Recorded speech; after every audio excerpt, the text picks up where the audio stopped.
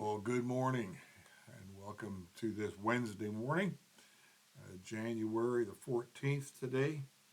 And our devotion for this morning is entitled Two Sons.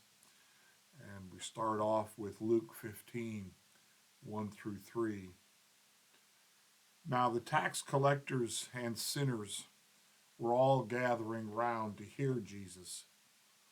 But the Pharisees and the teachers of the law muttered, quote, "This man welcomes sinners and eats with them." Then Jesus told them this parable. Jesus' story might best be named Parable of the Two Lost Sons. It is a drama in two acts, with Act 1 entitled The Lost Younger Brother and Act 2, The Lost Elder Brother. Act 1 begins with a short but shocking request.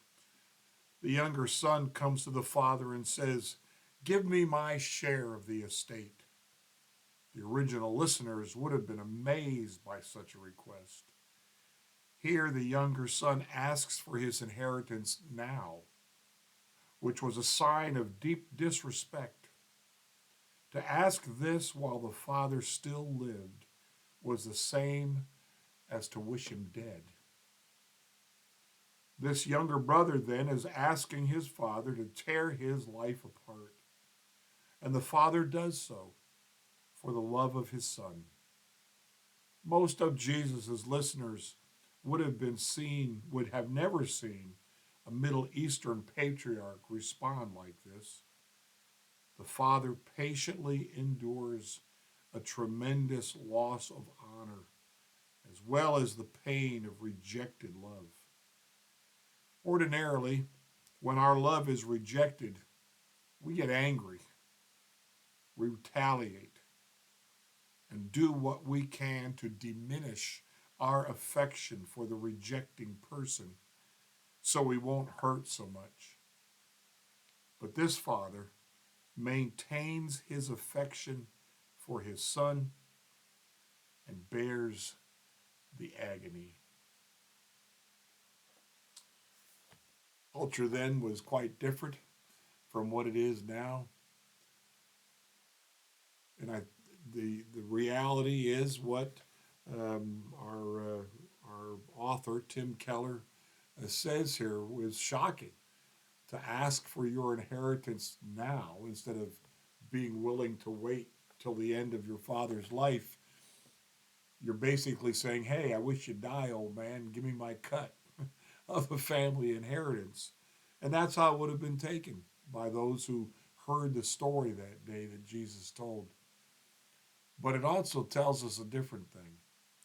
It tells us that the Father and that God is represented by this Father. He's willing to be patient with us. He's willing to share with us.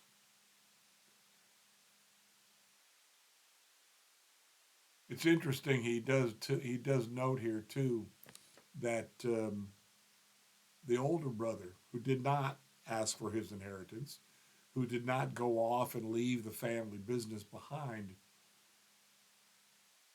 he had the same problem.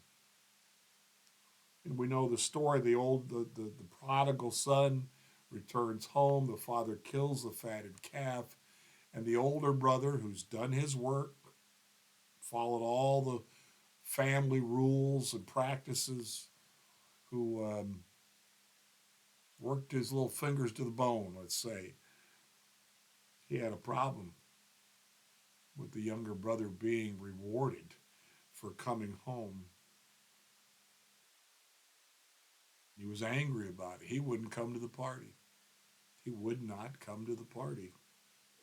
The picture of him is captured in here. When our love is rejected, we get angry, retaliate, and do what we can to diminish our affection for the rejecting person so we won't hurt so much. He had inner issues. He had a heart that was self-centered.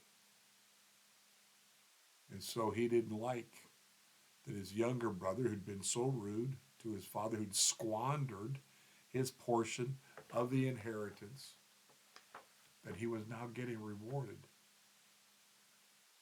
I don't think that's all that uncommon for our human heart to resent that people that we think should not be rewarded get rewarded.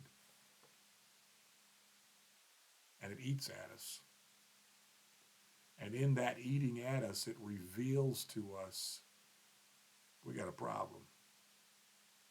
We've got a problem. And it's a problem we need to deal with if we're going to resent that our Father loves the other son, even though the other son has offended us in the way he's acted and in the way the Father is welcoming him home.